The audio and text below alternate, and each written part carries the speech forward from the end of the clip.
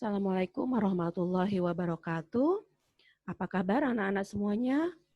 Semoga semuanya diberi kesehatan, kita semua dilindungi dari terjangkitnya virus corona ini yang telah menjadi pandemi di seluruh dunia ya Nak ya. Semoga kita semua sehat ya. Kemudian jangan lupa kita sebagai tenaga medis dan paramedis untuk selalu ikut serta dalam mencegah penularannya. Yang pertama menggunakan masker ya, jangan lupa kalau keluar rumah selalu memakai masker ya. Nah, kemudian yang kedua hindari kerumunan-kerumunan orang, tempat-tempat orang banyak berkumpul. Yang ketiga social distancing. Kemudian yang keempat jangan lupa cuci tangan ya, setiap habis bepergian cuci tangan ya. Kemudian jangan lupa juga selain diterapkan pada diri kita, promosikan ini ke orang-orang terdekat kita ya.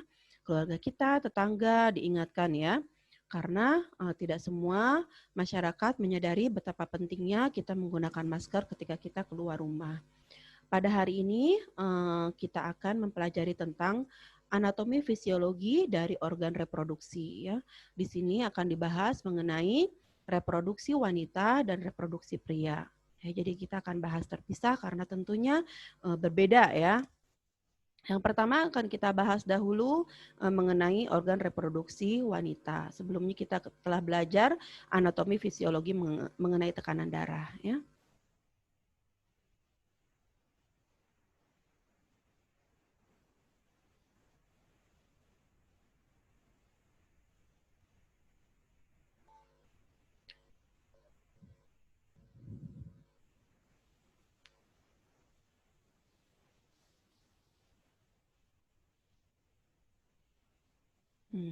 Baik, di sini kita akan mempelajari sistem reproduksi pada wanita.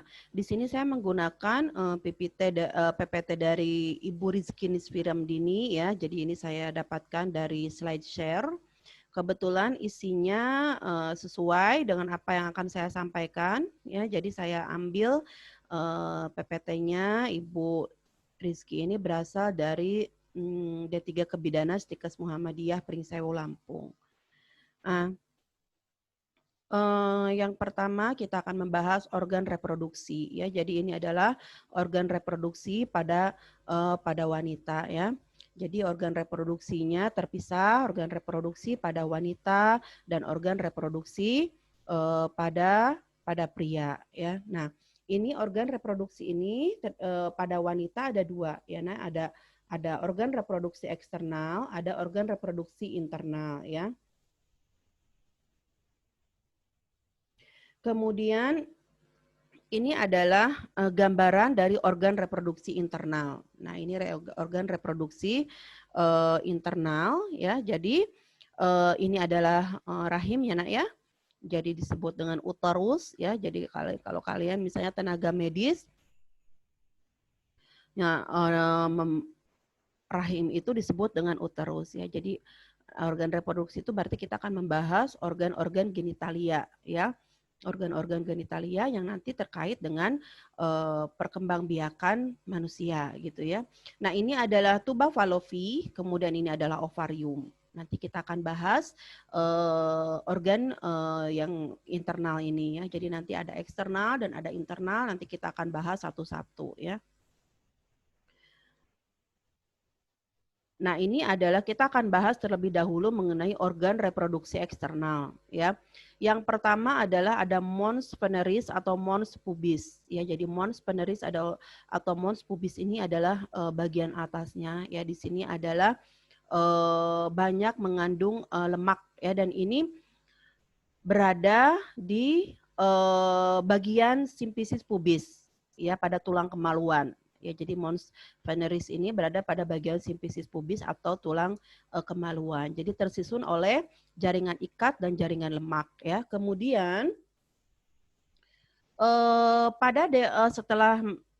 biasanya setelah mengalami setelah usianya memasuki usia remaja ya, itu akan tumbuh rambut-rambut kemaluan pada mons veneris ini atau pada mons pubis ini ya.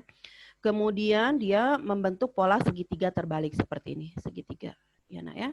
Jadi ini adalah mons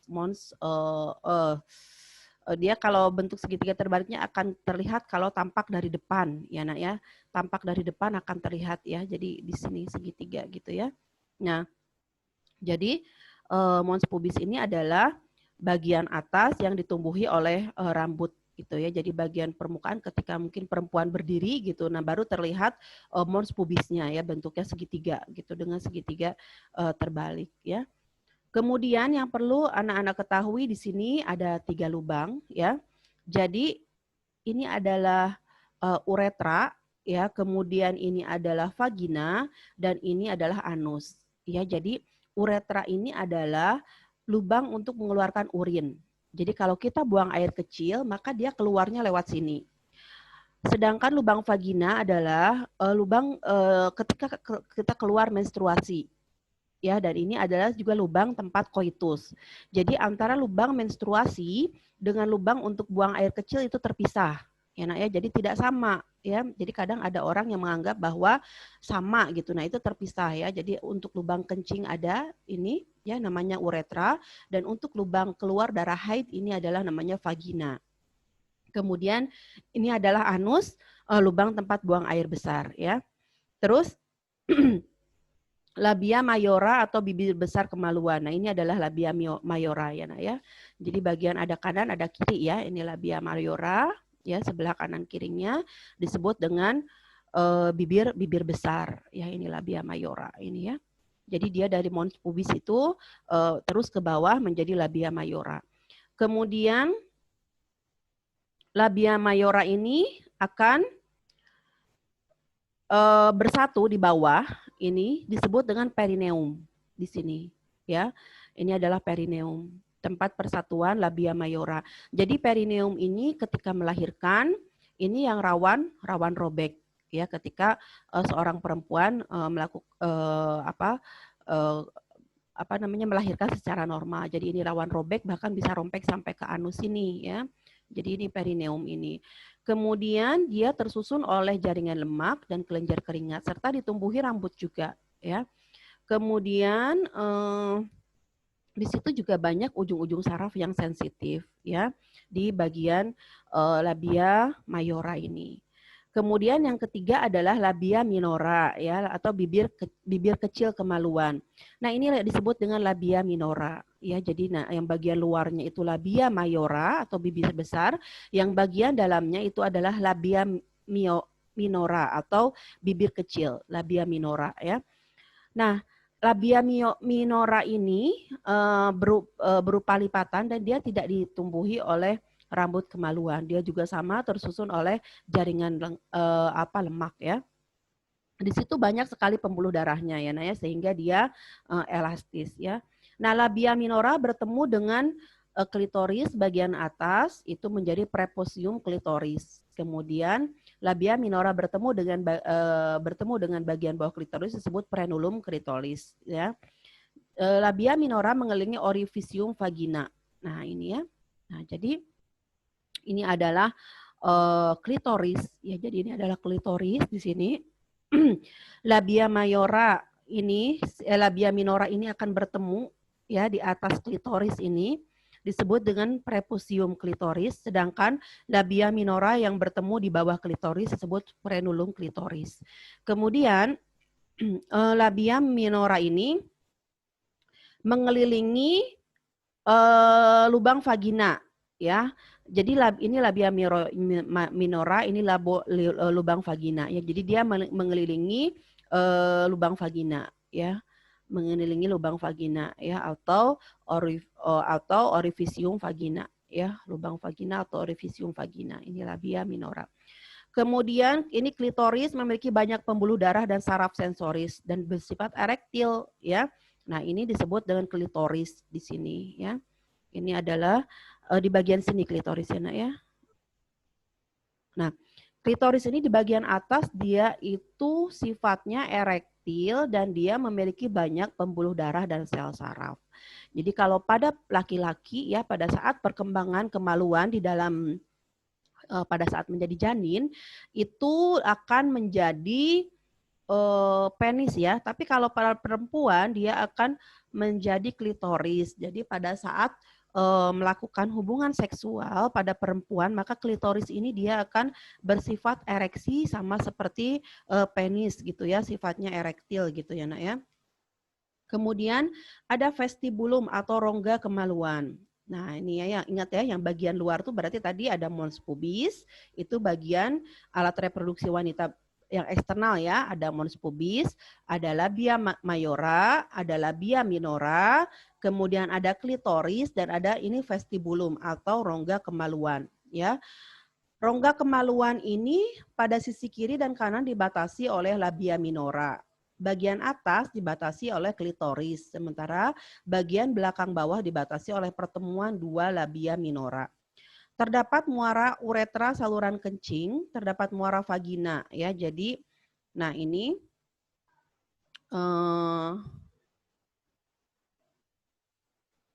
adalah ini ya. Nah, ini disebut dengan vestibulum. Ya, jadi ini adalah vestibulum ya. Vestibulum ini ada lubang kencing ini ya, uretra, dan ada lubang vagina atau orifisium vagina di sini.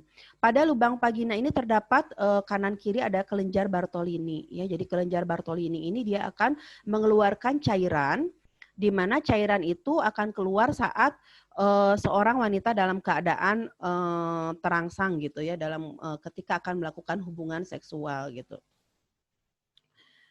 Kemudian ada kelenjar, kelenjar Bartolini ya, terletak di daerah vulva dan vagina, aktif mengeluarkan lendir saat terjadi rangsangan seksual sehingga memudahkan koitus. Jadi ini berperan untuk sebagai apa? Sebagai pelumas ya, ketika misalnya melakukan koitus itu bersetubuh gitu ya. Nah ya, tidak apa-apa kalian belajar karena ini terkait dengan kesehatan reproduksi ya.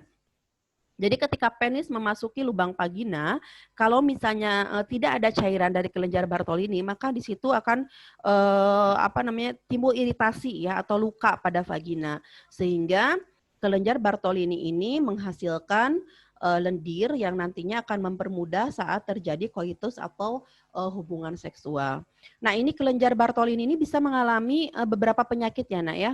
Itu bisa infeksi atau ini contoh ini adalah kelenjar Bartolini yang mengalami kista. Ya, kista di kelenjar Bartolini. Jadi ini akan ada bulatan di kelenjar Bartolininya. Kalau infeksi dia akan kelenjar Bartolininya ini akan bengkak. Kemudian ada hymen atau selaput darah. Nah, ini yang sangat penting gitu ya pada seorang wanita yang menjadi kayak menjadi indikator bahwa seorang wanita ini masih perawan atau enggak gitu. Nah, itu ya. Jadi ini adalah selaput darah atau hymen ya. Nah, selaput darah ini macam-macam bentuknya ya Nak ya. Jadi selaput darah ini sangat tipis ya Nak ya. Jadi membran tipis dan mudah robek. Ya, jadi kalau anak kecil tuh kadang main sepeda jatuh gitu kan, kena stang yang lurusnya itu, nah itu berdarah, nah itu hati-hati selaput darahnya robek atau pecah ya. Kemudian mempunyai satu lubang yang berbentuk lingkaran, tempat keluarnya cairan lendir dan uterus atau darah menstruasi. Saat pertama kali melakukan hubungan seksual, maka akan terjadi robek pada selaput darah ini sehingga mengeluarkan darah. Ya, jadi akan ketika waktu masih seorang wanita belum pernah mengalami hubungan seksual, maka selaput darahnya akan utuh seperti ini. Tapi ketika dia sudah melakukan hubungan seksual, maka selaput darahnya akan robek dan mengeluarkan darah. Sehingga ketika melakukan hubungan seksual yang selanjutnya, dia sudah tidak akan berdarah lagi gitu. Nah, ini bentuk-bentuk dari selaput darah tuh macam-macam ya Nak ya. Jadi yang pertama ada anular hymen, jadi dia bentuknya seperti cincin. Nah, kemudian ada septat hymen, jadi bentuknya seperti cincin, tapi dia kayak terbelah dua gini, gitu ya. Kemudian ada cribriform hymen, bentuknya lubang kecil-kecil, gitu ya. Bentuk hymennya lubang kecil-kecil. Kemudian ada imperforat hymen, imperforata ya, hymennya itu tertutup. Nah, inilah yang agak bahaya gitu ya, karena nanti saat menstruasi pertama kali darahnya nggak bisa keluar karena di sini tidak ada lubangnya gitu kan. Biasanya kan darah keluar dari lubang sini ya Nak ya, darah menstruasi. Nah, kalau ini nggak bisa keluar dia karena dia tertutup, sehingga nanti darahnya akan tertampung di dalam vagina gitu kan. Nanti pasiennya kesakitan, datang ke rumah sakit, ini nanti akan tampak hymennya itu menonjol karena di dalamnya terisi cairan darah. Nah, ini harus dirobek ya. Walaupun dia belum menikah gitu kan, tetap harus dirobek karena dia untuk menyelamatkan kondisinya ya supaya nanti ketika menstruasi darahnya bisa keluar. Nah, ini adalah bentuk hymen ketika kita sudah melahirkan. Seperti ini bentuknya ya. Jadi sudah tinggal di pinggir-pinggirnya aja lagi, tinggal sisa-sisanya lah ya. Sudah tidak utuh lagi dan tidak mungkin berdarah lagi ya ketika melakukan hubungan seksual. Nah, itu adalah organ reproduksi eksternal, ada 7 ya, dihafal ya nak ya. Terus karakteristik masing-masingnya juga dihafal, nanti keluar di ujian ini pasti. Kemudian organ reproduksi internal ya, organ reproduksi internal ini terdiri dari vagina, uterus, tuba falopi dan ovarium. Ini vagina yang memanjang, ini vagina ya. Jadi nanti kalau penis masuk itu dia akan masuk ke dalam vagina sampai sini ya. Kemudian ketika dia memancarkan sperma, maka sperma akan terkumpul pada fornix uteri ini. Ya, pada daerah fornix uteri. Kemudian sperma akan sel spermanya akan masuk ke dalam uterus ini ya. Nah, ini ada vagina, ini vagina, kemudian ini ada uterus. Uterus itu rahim, tempat janin berkembang nanti ketika kita hamil gitu ya. Kemudian ada tuba falopi, ini adalah tuba falopi yang memanjang seperti ini, jadi ada kanan, ada kiri. Nah, ujung-ujung tuba falopi ini memiliki fimbria ya yang dia nanti akan menempel pada sel telur saat menempel pada ovarium saat ovarium ini akan melepaskan sel telur ya. Jadi tuba falopi dan ovarium ini ada 2, kanan dan kiri ya. Nah, ini vagina. Vagina ini menghubungkan antara vulva dan rahim. Panjangnya itu sekitar 8 sampai 10 cm ya. Nah, dia posisinya itu antara kandung kemih dan rektum. Jadi kalau di depan itu kandung kemih ya. Misalnya ini kandung kemih, kemudian ini rahim ya dan lubang vagina juga ada di sini, kemudian di sini rektum gitu. Jadi dia 3 gitu ya. Yang paling depan itu posisinya kandung kemih kalau dari perut kita itu, kemudian di belakang kandung kemih itu ada uterus gitu ya, yang nanti uterus itu kan nyambung dengan vagina kan. Nah, kemudian di belakangnya lagi ada rektum. Nah, ini kan ini uterus itu sambungan dari vagina gitu ya. Ini vagina. Sebagian dari uterus ini ada leher rahim atau fornix ini dia menonjol gitu ya di sini ke arah vagina ya. Jadi ini cervix maaf bukan fornix cervix ya. Fornix ini adalah sekelilingnya, sekeliling cervix ini adalah fornix ya. Kemudian saluran karakteristiknya itu memiliki lipatan seperti ruge. Jadi dinding vagina itu dia tuh kayak ada rugenya gitu, nah kayak berlipat-lipat gitu ya, kayak berlipat-lipat. Bagian tengah vagina yang lebih keras disebut columna rugarum. Dinding vagina tersusun dari jaringan mukosa, ya, jaringan otot dan jaringan ikat. Otot pada vagina berasal dari otot dari sphincter ani dan levator ani. Ya, jadi ini vagina juga bisa berkontraksi ya, sama seperti anus. Kalau kalian menahan tidak ingin buang air besar kan kalian menahannya dengan cara mengkontraksikan anus gitu. Nah, vagina juga sama ya nak ya, seperti itu. Jadi bisa berkontraksi. Vagina tidak mengeluarkan sekret melainkan sekret berasal dari rahim ya. Jadi sekret itu tadi kan cairan itu berasal dari kelenjar Bartolini ya yang di luar vagina yang pada bagian eksternal. Nah, yang pada bagian organ reproduksi internal itu kalau misalnya ada orang misalnya keputihan atau apa itu cairannya bukan berasal dari vagina ya nah ya tapi berasal dari rahim. Kemudian fungsi vagina, saluran untuk senggama atau hubungan seksual. Kemudian saluran mengeluarkan darah menstruasi dan sekret yang berasal dari rahim dan saluran jalan lahir pada saat persalinan. Jadi vagina itu kecil misalnya ukurannya sekarang ya. Tapi kalau nanti saat melahirkan maka dia akan melebar, akan elastis ya sehingga bayi juga muat untuk keluar dari situ. Kemudian ini rahim atau uterus ya sebagai tempat tumbuh kembang janin pada saat kehamilan. Di dalam rongga panggul di antara kandung kemih dan anus. Jadi seperti saya jelaskan tadi dia di tengah-tengah, di bagian depan itu ada kandung kemih, bagian belakangnya tuh ada uterus, kemudian lebih belakang lagi ada rektum. Sehingga kalau ada orang yang mau dioperasi sesar itu nanti harus dipasang dulu kateter, dikosongkan dulu kandung kemihnya supaya nanti tidak menghalangi dari uterus gitu ya. Kemudian ini adalah fundus uteri ya, ini adalah bagian fundus uteri dan ini adalah serviks atau leher rahim. Ya, ini adalah leher rahim. Nah, kemudian ini ostium eksternal, ini ostium internal ya. Kemudian ini uterus ya, biasanya itu janin itu ari-arinya ya, atau ari-arinya itu akan menempel di dinding rahim di sini ya, atau plasenta. Plasenta akan menempel di dinding rahim ya. Nah, yang paling banyak berkontraksi saat mau melahirkan itu adalah fundus uteri. Kemudian bagian uterus itu ada korpus uteri ya. Jadi korpus uteri itu ini, segini ini namanya korpus uteri ya, badannya uterus. Kemudian ada serviks uteri atau leher rahim. Ini adalah serviks uteri. Yang kanker leher rahim itu posisinya di sini. Ya, nah, ya, yang sering ada orang kanker leher rahim. Nah, ini adalah posisinya di sini. Kemudian ada rongga rahim atau kafum uteri. Nah, ini rongganya ini adalah kafum uteri. Jadi uterus ini ketika sedang tidak hamil, maka itu besarnya sekitar seukuran lengan kita. Tapi kalau sudah hamil, maka dia akan elastis ya, akan besar gitu kan, akan bisa menampung janin di dalamnya gitu kan ya, ukurannya akan berupa sampai berkali-kali lipat. Kemudian ada fundus uteri. Fundus uteri ini adalah bagian atas dari uterus. Ini adalah fundus uteri ya. Kemudian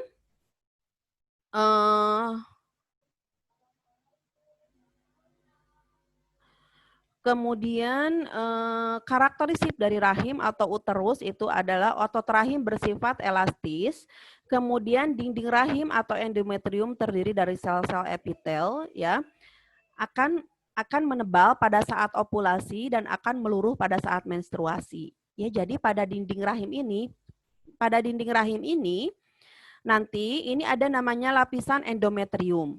Di sini ya, ada lapisan endometrium ya. Kemudian ini adalah yang akan diperbaharui terus setiap bulan gitu ya, setiap kita siklus menstruasi kita. Ketika sedang tahap ovulasi, maka dinding endometrium ini akan menebal. Nah, saat kita menstruasi, maka dinding endometrium ini akan luruh. Ya, akan luruh keluar bersama darah menstruasi. Sehingga kadang darah menstruasi tidak hanya full menstruasi, tapi ada jaringannya juga gitu loh. Nah, kemudian dinding rahim ini ada lapisan serosa ya, yang paling luar, ada lapisan mukosa dan lapisan otot. Yang tengah itu ototnya kuat ya, karena dia nanti akan berkontraksi mengeluarkan janin dari dalam rahim. Ukuran rahim ini bervariasi ya, ada tipe nulipara dan ada multipara. Nulipara itu artinya apa? Yang baru melahirkan satu gitu ya. Kalau multipara udah lebih dari dua atau lebih, itu multipara ya. Kemudian letak rahim juga ada anteversiopleksi, ada antefleksi, tengah ke depan, ada retrofleksi, ada anteversi dan ada retroversi. Nah, kemudian saluran tuba Fallopi itu menghubungkan antara uterus atau rahim dengan ovarium. Ya, nah ini kita tadi udah bahas yang letak rahim ya. Ini nanti tugas kalian ya, tolong nanti dibuat, digambarkan. Digambar kemudian nanti gambarnya di dalam bentuk PDF ya. Seperti biasa cara pengumpulannya seperti video kemarin. Ya, Naya, jadi nanti videonya dari Google Drive jangan dihapus dulu.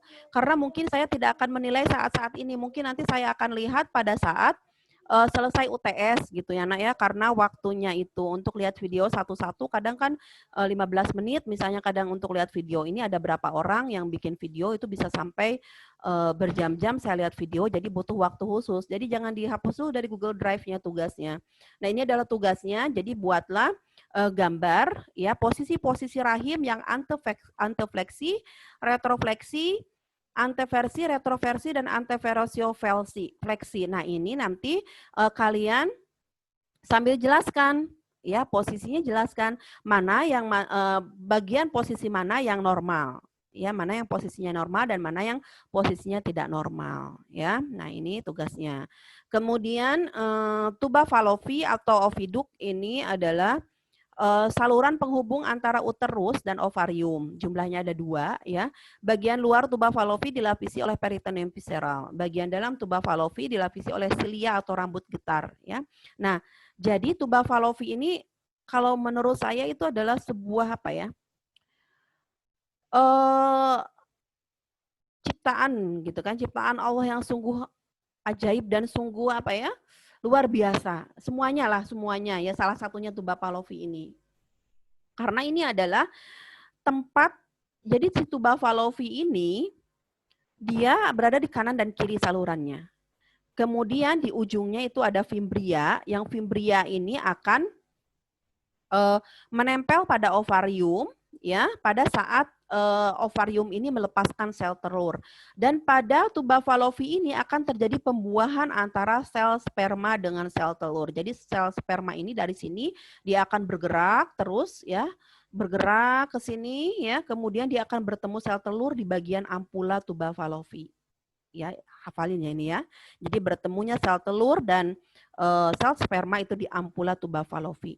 Kemudian dari tuba Fallopi ini otomatis setelah bertemu antara sel telur dan sel sperma, maka mereka akan menjadi zigot kan. Nah, setelah menjadi zigot, zigot itu akan bergerak ke rahim ke sini. Dan nanti akan melekat di dinding rahim, kemudian akan berkembang menjadi bayi. Nah, saat dia bergerak, itu digerakkan oleh sel-sel silia yang ada di dalam tuba Fallopi. Ya, jadi akan digerakkan oleh sel-sel silia yang ada di dalam tuba Fallopi. Gerakannya akan searah. Sel silia itu gerakan di sini, silia itu seperti rambut ya. Jadi gerakannya akan searah mendorong sel telur gitu kan, searah seperti ini. Banyak sel silianya. Akan mendorong zigot ini ke dalam rahim. Dan apabila gerakannya tidak searah, maka zigot ini akan berkembang di tuba Fallopi. Sehingga akan berkembang menjadi apa? Hamil di luar rahim, ya, atau disebut dengan kehamilan ektopik kalau pada kedokteran, gitu ya. Jadi ini tuba Fallopi ini tempat bertemunya sel telur dan sel sperma di sini, kemudian tempat jalan sebagai sel telur ya bergerak dari sini untuk nanti di sel telur itu akan diam di ampula tuba Fallopi ya, nak ya. Kalau misalnya dia tidak dibuahi oleh sperma, maka nanti dia akan dihancurkan gitu. Dan penghancurannya itu bukan dihancurkan, dia akan ngisut gitu ya. Nah, ketika dia mengisut itulah terjadi menstruasi pada diri kita gitu ya. Ovarium, kelenjar reproduksi primer yang berfungsi penghasil ovum. Ovum tentunya adalah sel yang sangat penting dalam tubuh kita. Karena apa? Karena dia berperan dalam proses perkembangbiakan manusia. Ya, jadi ovum inilah sebagai cikal bakalnya nanti sebuah janin, gitu ya. Ketika ovum bertemu dengan sel telur baru jadi janin. Tapi kalau ovum doang ya nggak bisa, gitu ya. Nah, hormon seks ini dia juga menghasilkan hormon seks yaitu estrogen dan progesteron. Kenapa kulit kita bisa halus? Kenapa payudara kita bisa tumbuh? Kenapa kita bisa menstruasi? Kenapa kita bisa hamil? Itu semua diatur oleh hormon estrogen dan progesteron yang dihasilkan oleh ovarium. Ya, bagaimana ovarium bisa menghasilkan hormon estrogen dan progesteron itu sudah kita bahas kemarin di bagian anatomi fisiologi sistem hormon. Ya, dia dipengaruhi oleh hormon apa? FSH dan LH yang diproduksi oleh hormon pituitari. Ya. Kemudian karakteristik ovarium ya, jadi ini nanti baca sendiri lah ya ini. Ya, tugas mandiri ini satu slide dibaca ya, Nak ya. Nah, ini kanan kiri udah tahu tadi sudah saya jelaskan ya, terus kemudian ukurannya. Kemudian letak ovarium ditunjang oleh mesovarium, ligamentum ovarica dan ligamentum infundibulovelvicum. Ya, ini ada penggantung ovarium. Ya, jadi ovarium kita tuh bisa berada dalam rongga, tidak berubah-berubah posisinya karena dia digantung oleh ketiga ligamen ini. Kemudian struktur ovarium ini terdiri dari kulit atau zona parenchymatosa yang terdiri dari tunica albuginea, jaringan ikat, dan stroma. Kemudian ada inti bagian zona vaskulosa terdiri dari stroma berisi pembuluh darah serta saraf dan beberapa otot polos. Ovarium pada wanita itu terdiri dari 300.000 calon ovum. Namun sebagian besar mengalami kerusakan, jadi hanya sekitar 300 sampai 400 ovum. Kemudian satu ovum akan dikeluarkan setiap 28 hari oleh ovarium kiri dan kanan serta bergantian melalui proses menstruasi. Sehingga saat ovum habis maka terjadi menopause. Jadi kita itu jadi sejak dilahirkan itu kita sudah punya ovum, Nak. Beda dengan cowok. Kalau cowok sel sperma kan, kalau cowok sel sperma itu diproduksi terus. Tapi kalau kita ovum, itu kita sudah ada sejak kita lahir. Sudah ditentukan jumlahnya. Nah, kalau jumlahnya ovum ini sudah habis, sudah dikeluarkan tiap 28 hari ini, maka kita akan mengalami menopause. Ya, jadi sudah berhenti menstruasinya. Biasanya pada usia-usia 45 tahun ke atas. Ya. Nah, demikian sistem reproduksi wanita ya. Sekian materi dari saya, semoga bermanfaat ya, walaupun misalnya sekarang masa pandemik ya, tetap kita optimalkan pembelajaran kita melalui online ini dan mohon saya untuk video pembelajarannya ditonton gitu ya, jangan cuma dilewati saja karena nanti pengetahuan, ilmunya, ujian dan semuanya juga akan keluar dari materi-materi yang sudah disampaikan melalui video pembelajaran ini.